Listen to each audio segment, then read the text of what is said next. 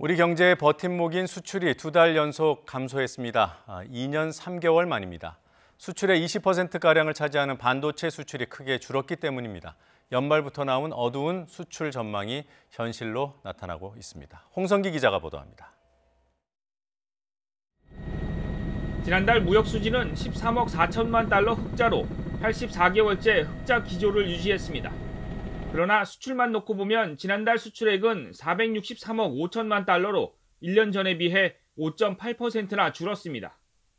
지난해 12월에 이어서 2달째 감소한 것으로 수출이 2개월 연속으로 줄어든 건 지난 2016년 10월 이후 2년 3개월 만입니다. 무엇보다 수출 주력 품목인 반도체 가격 하락이 수출을 끌어내렸습니다.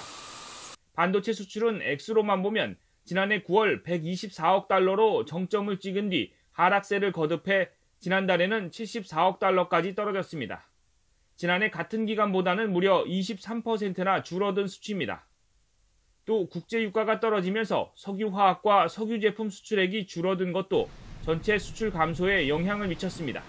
석유화학과 석유제품은 전년 동기 대비 각각 5.3%, 4.8% 감소하였는데 이는 작년 10월부터 시작된 국제유가의 급격한 하락에 따른 것입니다.